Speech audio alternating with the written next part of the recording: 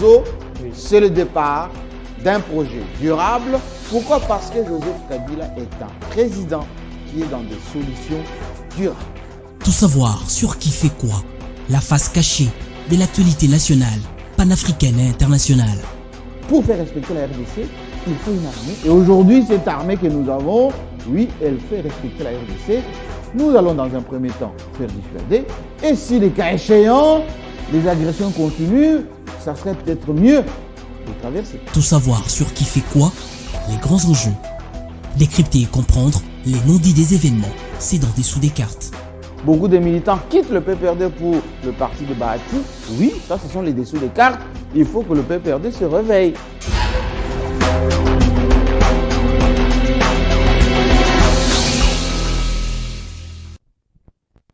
Les dessous des cartes, c'est l'éditorial signé Jean-Marie Kassamba. L'édito raconté, c'est pas écrit.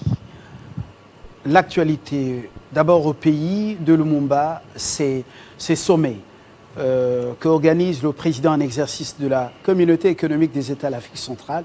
Félix-Antoine Tshisekedi Tshilombo reçoit plus d'une dizaine de ses homologues. Un sommet qui se tient à Kinshasa pendant une période difficile. Oui, il y a aussi la politique interne. Trop des candidatures qui s'annoncent déjà pour la présidentielle. Et puis avec des familles politiques au sein desquelles les gens se rentrent dedans. Il y a sur le continent ce qu'on appelle chassé-croisé selon Jean-Marie Kassamba. Lavrov, après Sergueï, le chef de la diplomatie russe, après l'Égypte, un partenaire stratégique des Américains, et à Brazzaville, ou annoncé à Brazzaville. Pourquoi Brazzaville, juste à côté de nous? Entre-temps, Macron, au Cameroun et dans d'autres pays, a annoncé pourquoi faire. Est-ce que l'Europe n'est pas près du gouffre? On s'interroge, on n'affirme rien, mais il y a tant d'autres sujets qui caressent l'esprit de Jean-Marie Kassamba. Bonjour. Bonjour. Alors, on commence par chez nous. Un sommet de la CEAC, mais au-delà, il y a tous les états-majors des partis politiques qui s'agitent avec des candidats autoproclamés sans de congrès de partis. Bon, le monde bouge, hein? Les Congos bougent également. Ici, chez nous, ça bouge parce qu'effectivement, les choses ne vont pas dans les sens de ce qu'on attendait. Et à la fois par la population, mais aussi par la classe politique qui avait fait des calculs. Après le FCC Cash, beaucoup se sont ralliés à Félix Tshisekedi pour peut-être avoir des postes au sein du gouvernement, avoir des postes au sein des entreprises, avoir des prébendes, etc. À part les Congolais de la diaspora qui étaient déçus et qui sont répartis, il est resté maintenant les Congolais de l'intérieur, des leaders politiques. Beaucoup ont patienté et certains n'ont pas été récompensés et ils ont commencé comme toujours à se rébiffer. Et vous avez Franck Diongo, par exemple, qui est allé rembrasser Katumbi après avoir attendu les postes dans les entreprises publiques, où les AI devenus AZ continuent quand même. En réalité, Franck Diongo, depuis qu'il a été libéré par défi, il faut le rappeler, par Félix Tshisekedi, parce que beaucoup de gens qui ont été soit amnistiés, soit sortis de prison, étaient pour montrer que avant c'était pire, après nous ça doit être bon. Eh bien, il pensait, Franck Diongo, qu'il allait protéger ses pouvoirs du fils de Sphinx, parce que lui, il a été de tous les combats avec Etienne Tshisekedi, et donc il pensait que le fils d'Etienne Tshisekedi allait lui donner toute sa place. Il y avait d'abord beaucoup de présence de P.A.Sonam, Kitenge Yezu, il y avait Chimbomo Mukuna, il y avait tous ces gens qui avaient du volume autour de Tshisekedi, faisaient un peu de l'ombre à Franck Diongo. Les KTB Katoto, etc. Tous ceux-ci avaient un peu disparu et Franck Diongo attendait effectivement qu'il puisse être récompensé et à juste titre. Ça n'a pas été le cas parce qu'il n'a pas de poids politique quand même. Mais si, il a un poids politique dans ce sens combien de députés? La symbolique, non, c'est même pas en fonction des députés, c'est en fonction de la symbolique. Il est un peu parmi les radicaux qui ont affronté le pouvoir à l'époque du président Kabila, mais surtout, c'est qu'il se disait Tshisekedi, regardez, il continue à garder les Mouniérés avec lui. Mais les amis qui sont autour du président Tshisekedi, notamment ceux de la diaspora, qui ne veulent pas des grosses moulures locales.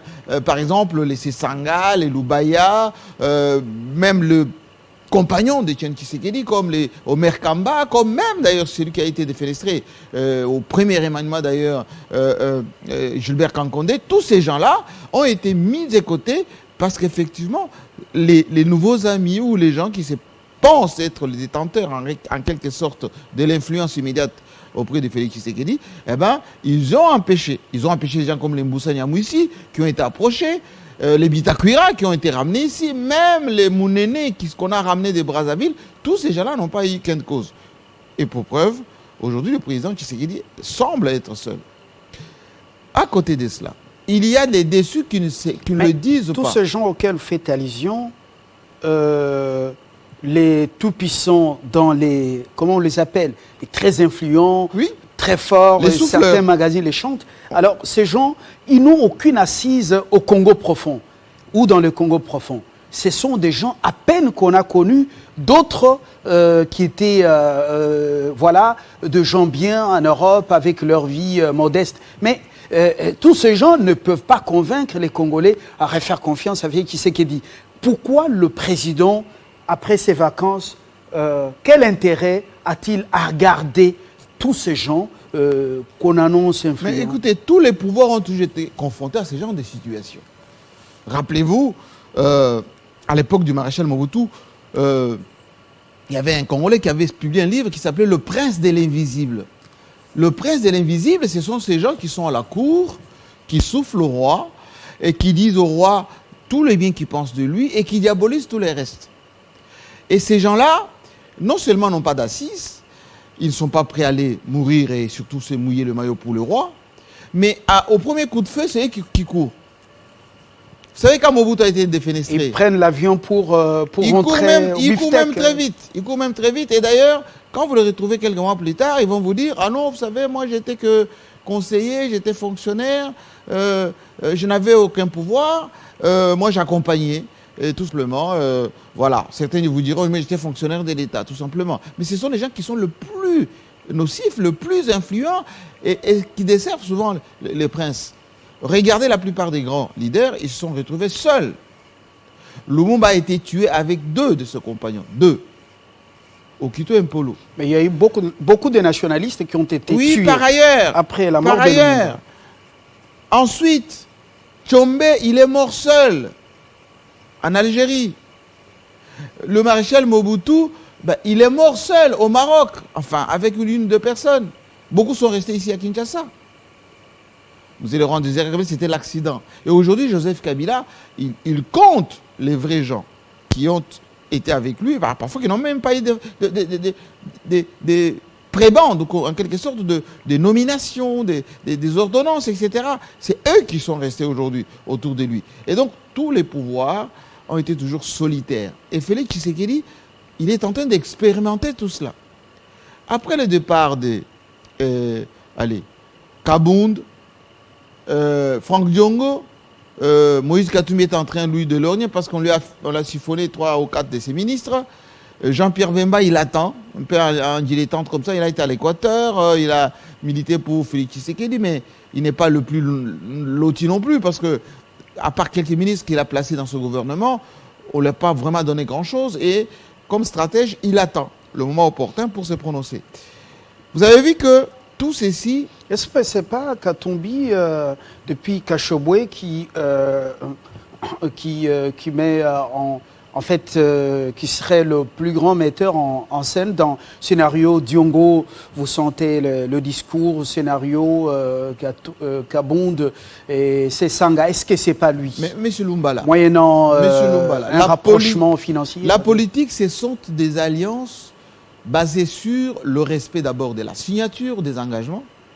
Lorsque vous ne respectez pas les engagements que vous avez pris avec vos partenaires, ces partenaires sont appelés à redéfinir leur position.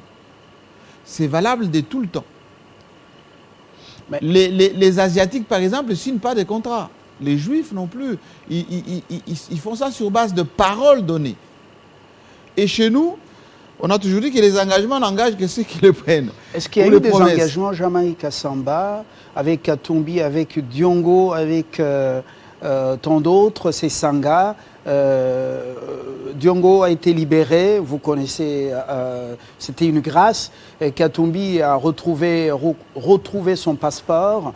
Et puis après, il est revenu. À la fois passée, c'était comme Mais tout ne se résume pas au passeport, à la quelqu'un libération. à l'entrée de Canaan et tout ça. Non, Alors, non. Tout ne se résume il y a eu pas quel là. engagement? L'engagement d'abord, c'est pour qu'il y ait union sacrée, il aurait fallu que tous ces gens viennent à la table. Rappelez-vous la fameuse réunion à Troyes.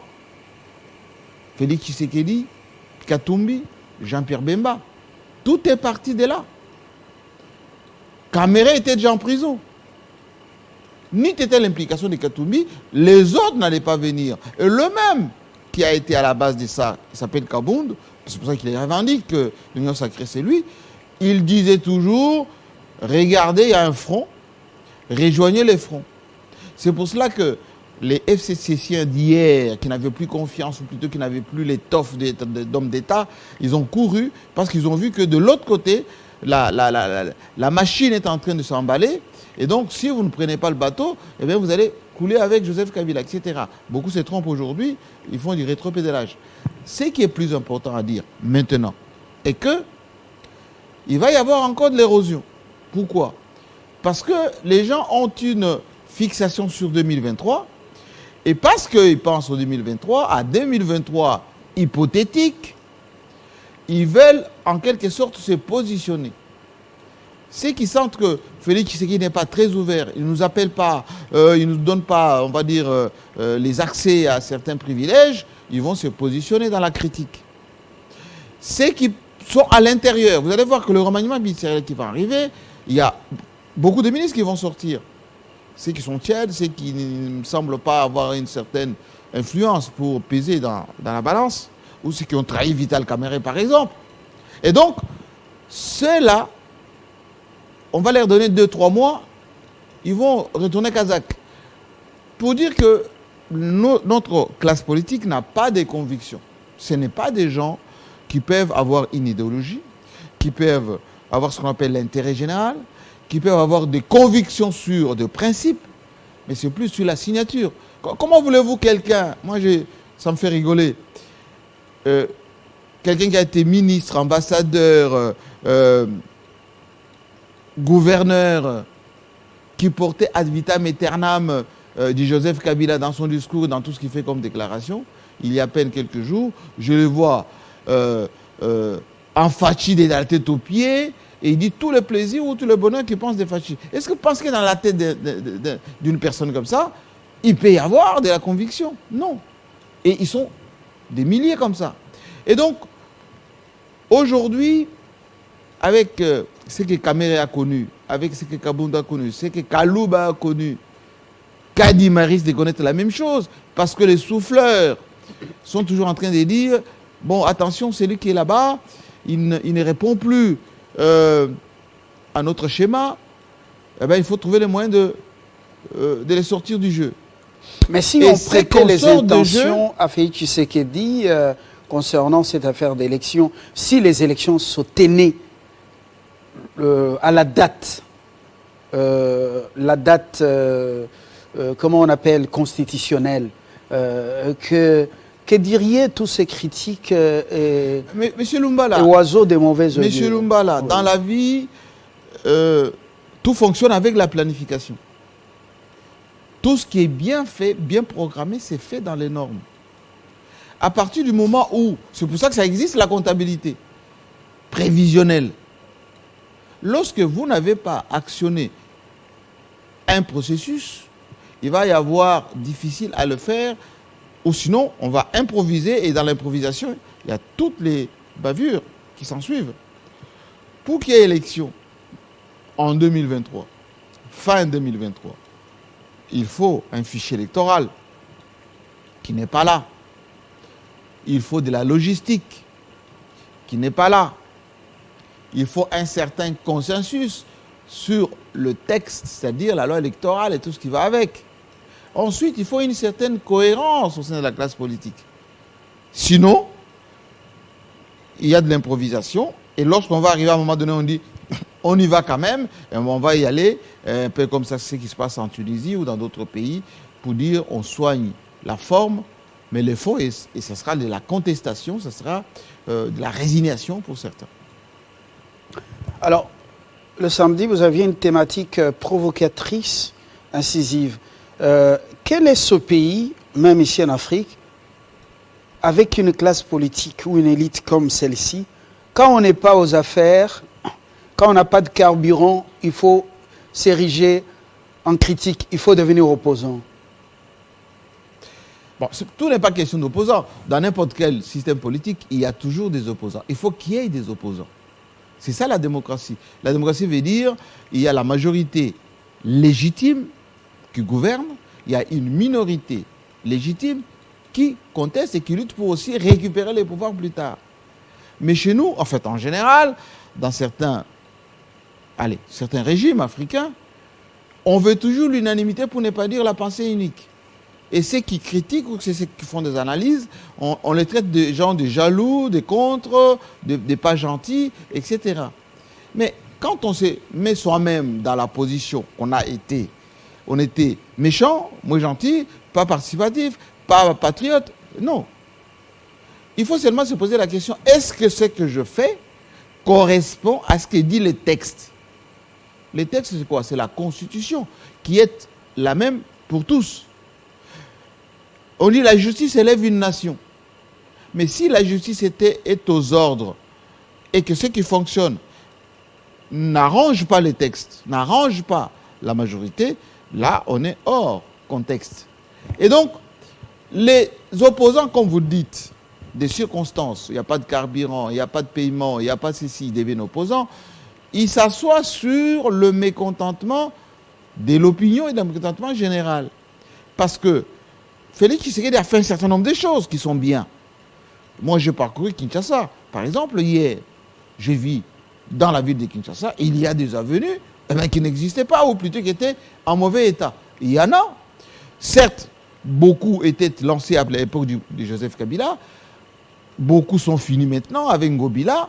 Mais au lieu de communiquer sur ce qui est fait et ce qui est bien fait, les souffleurs, qui se cachent d'ailleurs, préfèrent laisser le flou artistique et les opposants ou les anti-Tshisekedi surfent sur le flou artistique.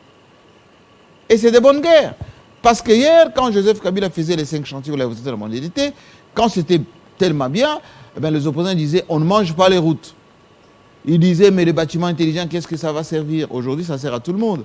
On disait oui, les avions des Matata, bon, depuis que Matata est parti, on n'a pas rajouté un avion supplémentaire, etc., etc. Et donc, que les gens n'attendent pas, ceux qui aujourd'hui ne sont pas en commande, d'applaudir des choses même qu'eux-mêmes voient. C'est ça, la nature même de l'opposition. Sur le continent, avec un pied en Europe, ou dans l'autre Atlantique, Jean-Marie Kassamba, Macron dans quelques 3 pays africains, et Lavrov quitte l'Égypte, un partenaire stratégique des États-Unis, et puis vient juste à côté de nous. Oui, c'est à 5 minutes du fleuve, Lavrov chez Sassou Nguesso, et pourtant c'est le bon élève de l'Élysée. Oui, l'Élysée, il est là, il est reconnaissant.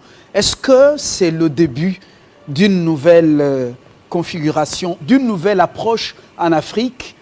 Pourquoi ce que vous vous appelez chasser et croiser? Eh bien, le monde change. Je l'ai toujours dit ici, il faut que les gens écoutent de temps en temps. Pourquoi le monde change? Parce que Poutine avait compris que pour que ce monde change, il faut aller taper là où les autres se cramponnent. Après l'expérience de la guerre, double guerre en Irak, d'une manière alors impérialiste. On a menti d'abord que Saddam Hussein avait des armes, ce qu'il n'avait pas du tout. Et on a détruit l'Irak. Jusqu'à aujourd'hui, l'Irak est en lambeaux. Après l'attaque et l'assassinat surtout du chef de l'État en exercice, Muammar Kadhafi, moi j'ai fréquenté la Libye, c'était une petite Europe quand même. La Libye de l'époque, avec son pétrole, avec l'argent, etc. Après ce qui s'est passé aussi dans le Balkan, Poutine qui a réformé. Et la démolition de la Syrie. La Syrie n'en parle même pas. En poudre. On a rasé, je dis bien rasé, des villes entières avec du monde. Hein. Et aujourd'hui, les Syriens sont éparpillés dans le monde et ils ne sont même pas bien accueillis. Personne ne dit que c'est une agression ou c'est un crime contre l'humanité, c'est un génocide. Alors Lavrov, qui travaillait déjà à cette époque avec Poutine, leur avait expliqué en fait à Poutine, parce que lui fait partie quand même de la génération d'Eltsine, et pendant cette période, Gorbatchev avait livré l'URSS, n'est-ce pas, à l'Occident pour démietter un peu tout cela. Eh bien, Lavrov a dit à Poutine et Medvedev, construisons notre Russie, rendons la Russie plus forte. Ils ont commencé par chasser l'OTAN en Syrie. Ils ont chassé l'OTAN en Afghanistan et ils se sont maintenant apaisantis sur l'Afrique. Ils ont chassé la France en République centrafricaine, ils les ont chassés une partie, un tout petit peu en Libye, mais surtout au Mali. Et c'est en train de se faire en ce moment d'ailleurs du côté de Burkina Faso. Et donc, Sassou s'est-il tourné du côté de je Moscou? vais arriver au niveau du Sassou et vous allez bien comprendre les choses. Et donc, la France est partie du Mali, comme ça. Ils sont en train d'ailleurs de transformer le Niger en ce moment comme un peu la base arrière, mais c'est déjà fini.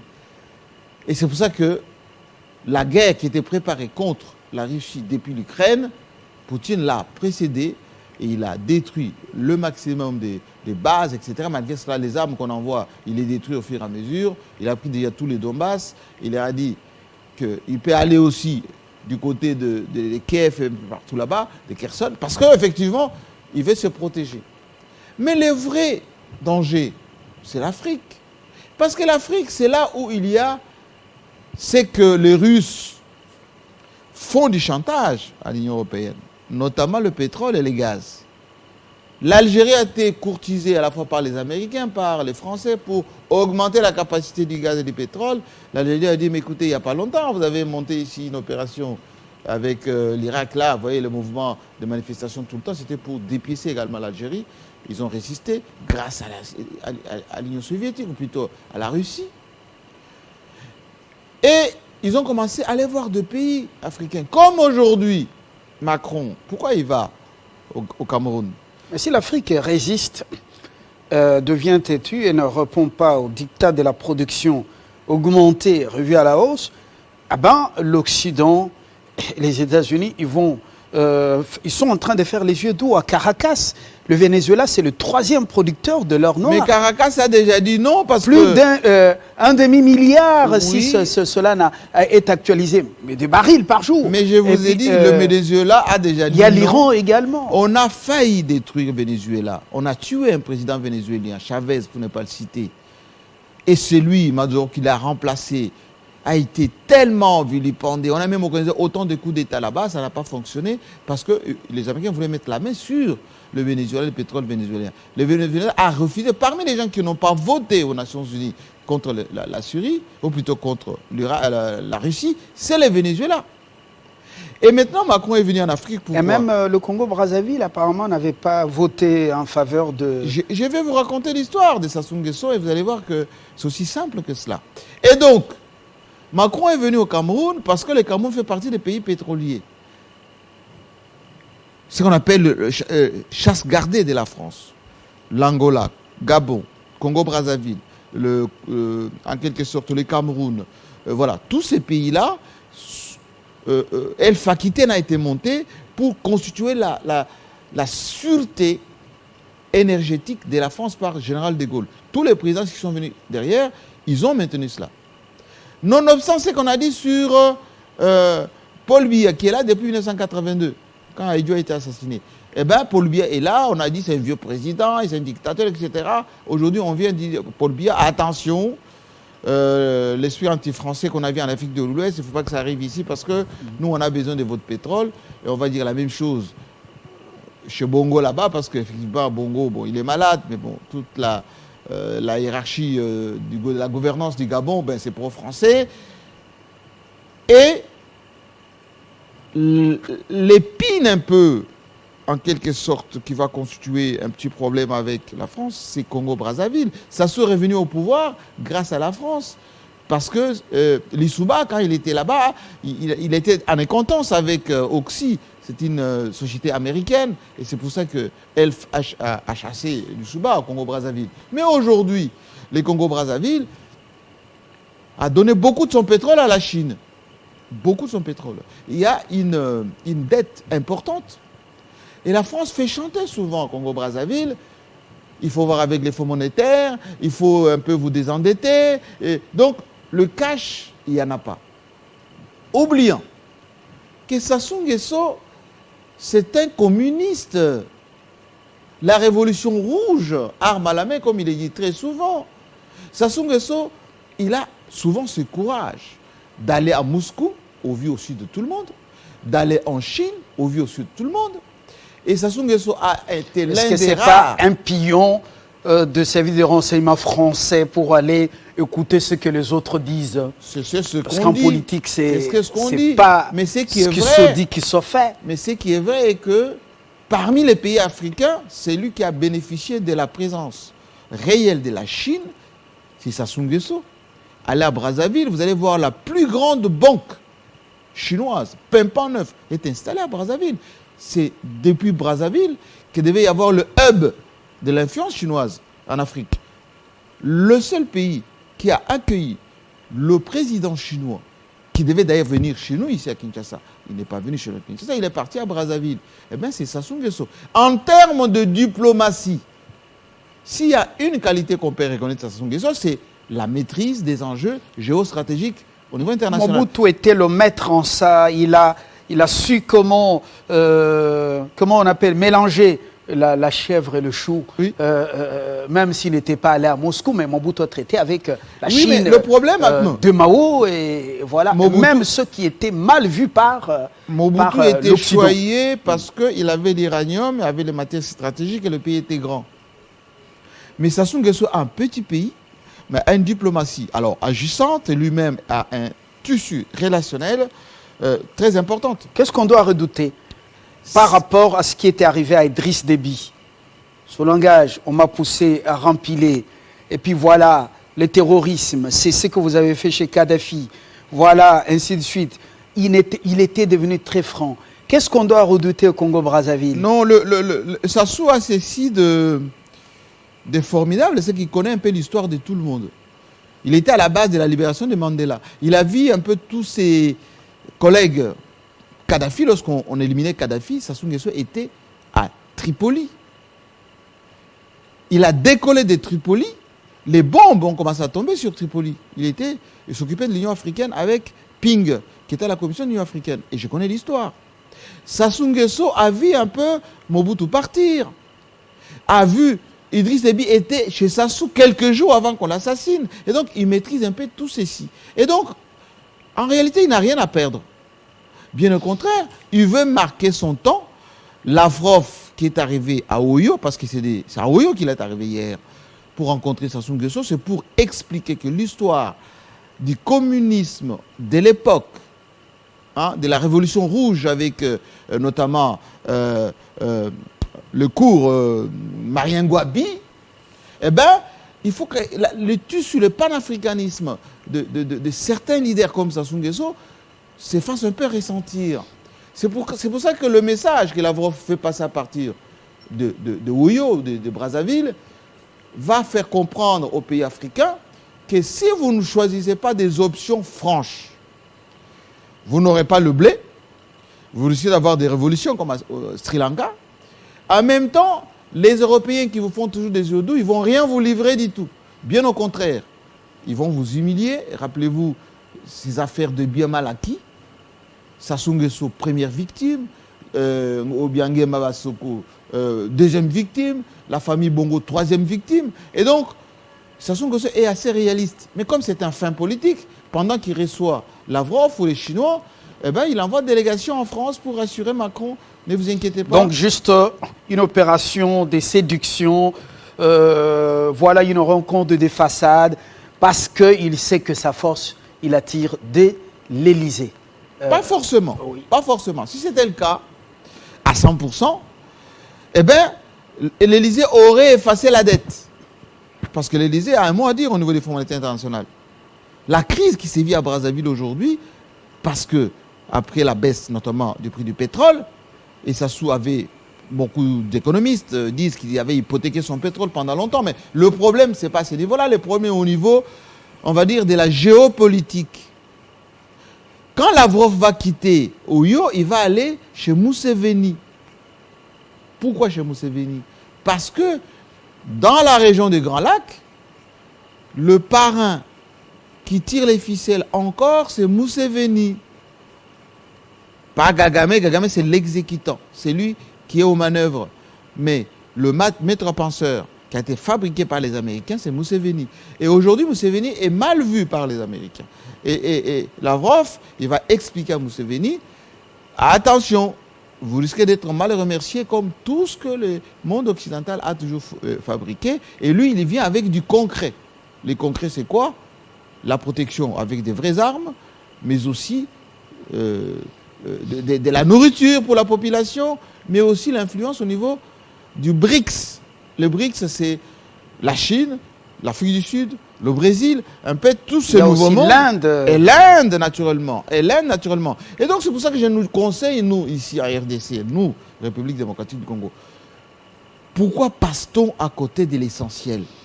Depuis que notre président est président, aucun chef d'État américain, à très haut niveau, même pas les secrétaires d'État, n'est venu nous rendre visite. Aucun président français, enfin, c'est Macron qui était là depuis. Macron est venu en Afrique plus de 2 fois ou 3, il n'a pas fait le déplacement de Kinshasa. Comment Macron peut venir au Cameroun, aller au Bénin, et puis aller en Guinée-Bissau, parce que M. Massogo, c'est lui qui gère en ce moment la CEDEAO, mais pourquoi pas la RDC? Bon, il faut lire les signes de temps. Qu'est-ce qu'on gagne de la visite de Macron ici, quand on connaît que la France ne pèse plus? Elle est en train de perdre vraiment sur le continent africain. Je reviens à vous.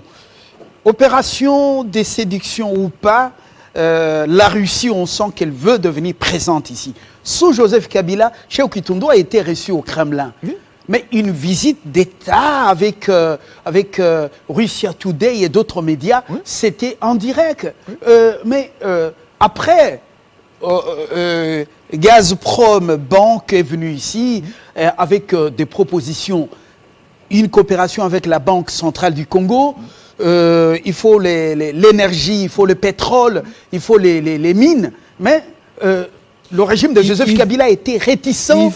Il n'a pas mordu à l'hameçon. Kabila a été intelligent et stratège, mais il a bénéficié du soutien de la Russie d'une manière indirecte. Au niveau du Conseil de sécurité des Nations Unies, il y a eu toujours le veto russe lorsqu'il s'agissait de la RDC. La Russie, entre guillemets, a fermé les yeux lorsque la RDC pouvait acheter des armes dans sa sphère d'influence. Et la Russie a donné plus d'informations stratégiques à la RDC en son temps, sans pour autant le faire savoir au plan international. C'est ce qu'il aurait fallu développer, M. Lumbala. En arrivant, Félix Tshisekedi devrait développer. D'ailleurs, il était parti à Sochi, il faut rappeler. Mais on devait placer un ambassadeur aguerri, oui, un vrai agent de renseignement, Barbouze, pour pouvoir justement entretenir cette passerelle entre C'est pour ça que je vous ai dit que on ne doit pas prendre des apprentis sorciers pour les Tout le monde avait salué le voyage du président Tshisekedi à Sochi. Et d'ailleurs, lui-même, il était très bien accueilli. Il avait dit, quand il était en tête-à-tête avec Poutine, il aurait fallu, et ce n'est pas encore tard, rentabiliser cette relation avec la Russie. La Russie est dans du concret. À l'Est, vous avez des soucis, vous aurez des avions, vous aurez des drones, et vous allez avoir... Allez, en Suisse, Wagner, pourquoi pas? Pour vous donner un coup de pouce. La Russie dans du concret, pourquoi? La Russie, si veut... Est-ce que vous savez que l'Amiba, par exemple, les Russes étaient prêts pour renforcer ou faire redémarrer l'Amiba avec du concret? Tout ceci a été dilué par les souffleurs, notamment l'ambassadeur qui était endimanché ici, très endiablé, on l'appelait Nzita d'ailleurs, il est reparti plus vite que son ombre. On ne sait plus Et on faisait croire à notre président et à ceux qui étaient dans son entourage que nous avions des partenaires privilégiés, les Américains, les Belges, et les Français, etc. Mais sur papier, pas de visite officielle, on va dire des conforts, pour ne pas dire des crédibilisations. 2, pas d'investisseurs avec du cash. 3, pas de soutien affirmé lorsqu'il faut prendre des décisions en notre faveur. Exemple, ce qui s'est passé notamment dans la condamnation du Rwanda, dans cette agression. Et dans tout ceci, la Russie est restée quand même un peu sobre avec nous. C'est pour ça que je dis...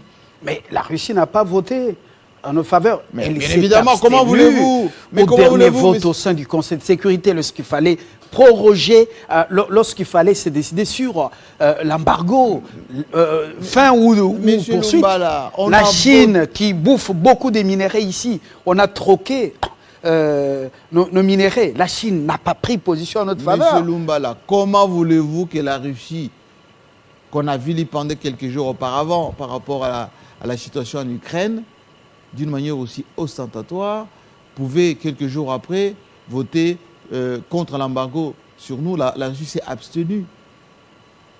Comment la Chine, que beaucoup demandent à évacuer de la RDC, alors que 80% des contrats miniers signés par la RDC sont contrôlés par la Chine? Allez dans les Katanga et vous allez voir. Par quelle magie on va chasser les Chinois de la RDC, si ce n'est pour être confronté à des procès interminables et qu'on va perdre? Parce que ces contrats sont ce qu'on appelle dans l'ordre international régis par le commerce international. Nous sommes membres de l'OMC et on va perdre inutilement. C'est-à-dire qu'il faut donner des conseils, de vrais conseils à notre leadership qui entre dans la réalité des choses. Quel avenir pour Kagame dans la guerre contre la RDC? On le sait, ce n'est plus un secret pour personne. Quel avenir pour lui? Washington le vomirait au-delà du travail que fait le sénateur de New Jersey. Est-ce que l'opération de séduction de Moscou sur le continent africain, la présence des gens en Centrafrique juste à côté de nous, Lavrov vient ici, est-ce que ça pourrait changer la donne pour pouvoir peut-être effacer Kagame, parce qu'on commence déjà à parler de millions de morts au Congo, dans l'est du pays? Kagame a beaucoup de points faibles. Le premier point faible, c'est la population rwandaise. Les Hutus majoritaires ne se cachent plus pour se faire entendre à travers le monde. Ils finiront par, sur le plan de la diplomatie, de la communication, de l'influence au plan international, que leur voix passe. Nous aussi, qui sommes les victimes, les premières victimes, nous devons aider les gens qui sont brimés chez eux à se faire entendre. Il faut qu'il y ait un dialogue inter-rwandais. L'autre point faible, c'est cette coming up, comme on dit, de tout le monde, qui fermait les yeux sur les crimes de Kagame. Rwanda is killing, par exemple. Aujourd'hui, les gens affichent leur révolte par rapport à ce qui se passe là-bas. Et Kagame parle beaucoup. Pourquoi il parle beaucoup? Parce que lui-même, il s'est fait piéger. Il est allé en Ouganda pour aller représenter l'M23. Lui-même a dit... En Angola aussi? Oui, en Angola, surtout en Angola. Oui. Et il a dit, enfin, si ce n'est pas vous, pourquoi vous venez pour plaider la cause M23?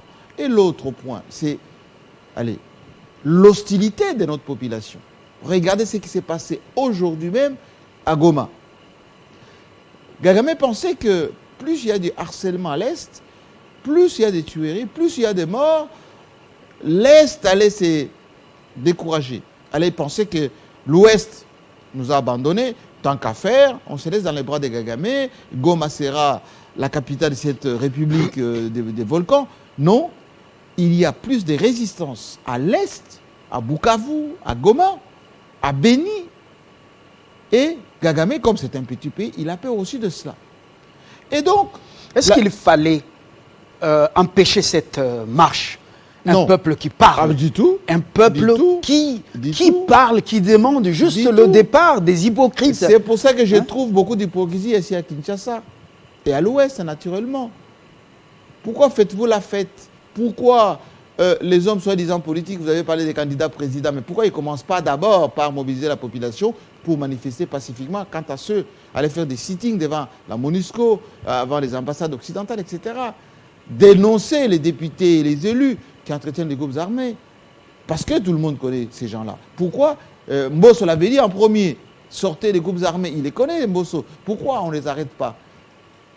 Vous voyez? Et donc, la problématique que nous avons aujourd'hui est de laisser la diplomatie s'ouvrir. L'Afrique a déjà compris que l'Occident n'a plus de moyens, le cash.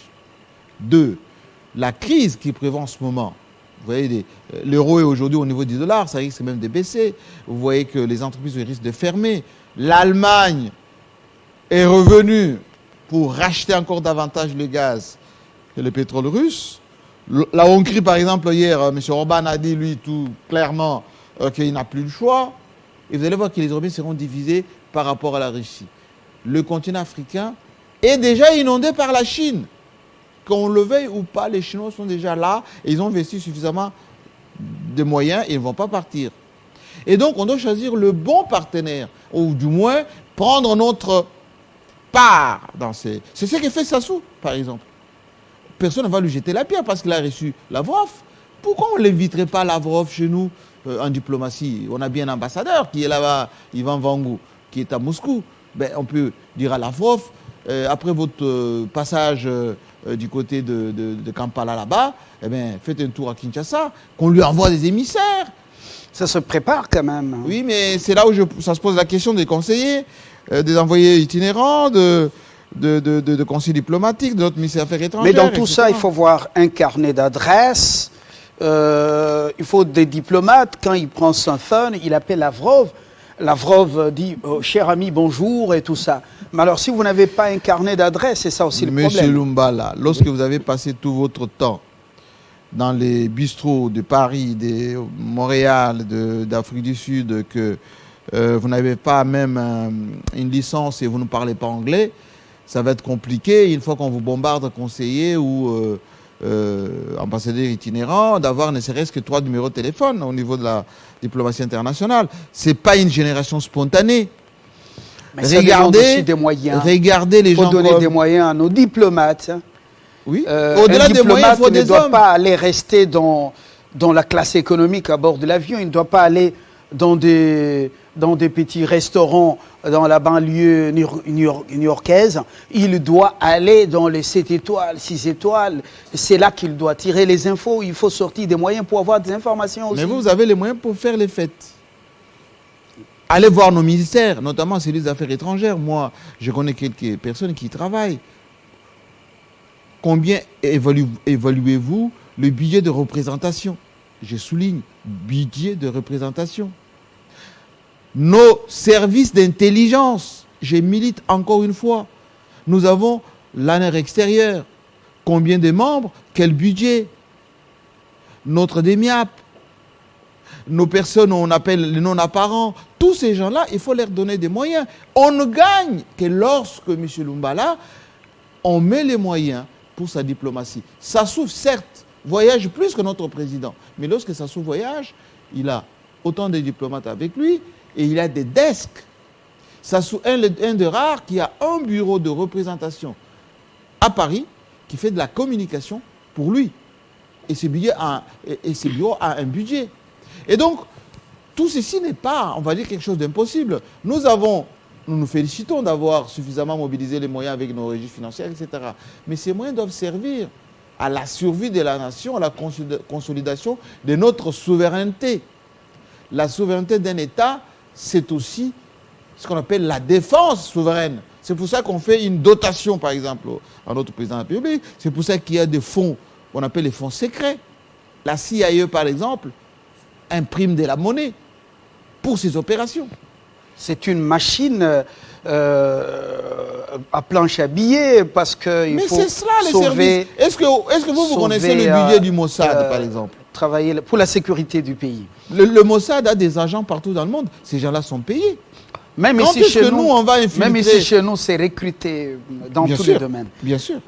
Ils sont là, ils travaillent, mais au détriment de leur pays. On ferme la parenthèse. Oui. Il ne faut pas que Moscou vienne sauver des dictateurs en perte de vitesse qui préparent peut-être leurs enfants à venir aux affaires. Il faut que Moscou vienne aider le peuple africain. Ça, Mais très Moscou, important. M. Lumbala, est un pays fort attaqué.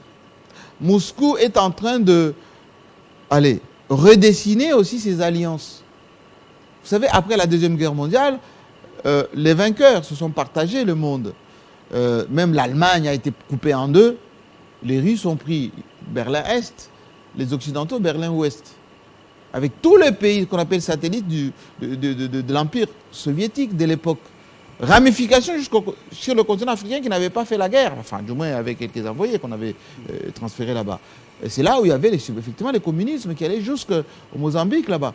Aujourd'hui, on est en train de retomber dans la même situation. Pourquoi?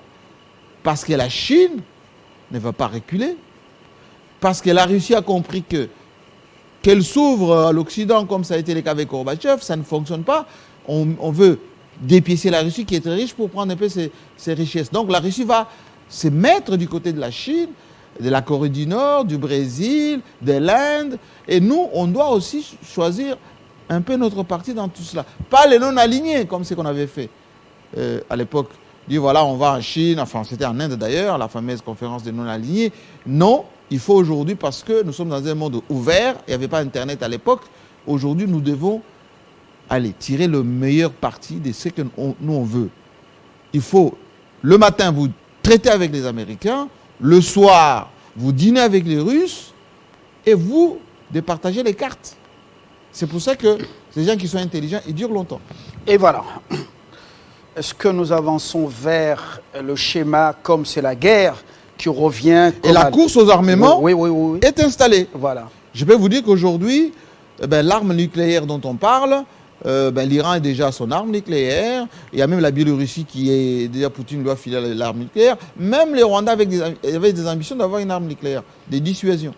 Donc, les gens, tout le monde achète des armes de précision, des missiles, etc.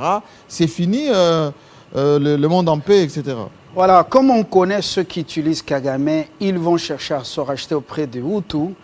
Et l'après-Kagame peut s'annoncer catastrophique, avec le retour du Grand Congo pendant cette guerre contre l'autre bloc.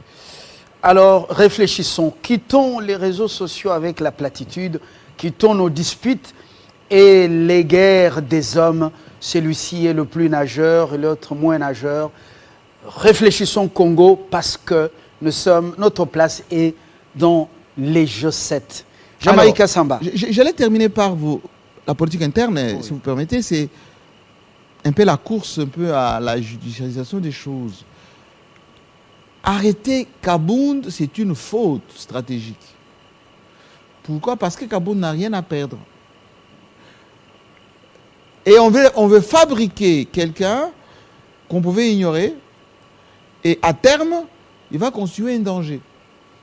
Étienne Tshisekedi, lorsqu'il quitte le MPR, si Mobutu ne l'avait pas relégué, arrêté, en quelque sorte victimisé, les Américains n'allaient pas adopter l'UDPS avec tout ce qu'il y a eu, Black Caucus, etc. Et on a vu ce qu'il y a eu jusqu'au pillage des années 90. Si, à l'époque de Joseph Kabila, les souffleurs n'avaient pas victimisé Vital Kamerhe, ah non, il a des ambitions, etc. Vital Kamerhe est devenu 3e à l'élection présidentielle, 11%. Moïse Katumbi, la même chose. G7, jusqu'à Moïse Katumbi, qui pensait être l'héritier de Joseph Kabila, les souffleurs ont dit non, il fait attention, il est devenu trop riche au Katanga, etc. Il faut l'arrêter, il faut lui créer des fausses affaires. Eh bien, Katumbi n'allait pas avoir l'engouement qu'il a eu et qu'il a continué à avoir jusqu'à aujourd'hui. Aujourd'hui, Kabound risque d'être les Kamerhe, les Katumbi d'hier, Tshisekedi d'hier, parce que les frustrés vont se ranger derrière lui, et comme c'est un populiste, ça risque de faire mal à ce qu'on appelle fatisphère, de beaucoup qui qui disent non, il est quantité négligeable, il ne représente rien. Et d'ailleurs, il a menti sur toute la ligne. Tout le monde ment sur toute la ligne, en commençant par ceux qui disent que les autres mentent. Voilà. Bon. Entre-temps, nous, c'est le Congo qui nous intéresse et non pas les nombrils. Merci Jean-Marie Absolument. Kassama. Voilà. Très bonne journée. Ceux qui peuvent comprendre, comprennent. Voilà, cet édito, vous l'avez sur la toile en direct. Vous pouvez également le retrouver sur Banamboka Congo, notre chaîne télévision YouTube. Et voilà, très bonne journée à toutes et à tous. On a débordé, comprenez notre émotion. À très bientôt. Bonne semaine à tous. Merci.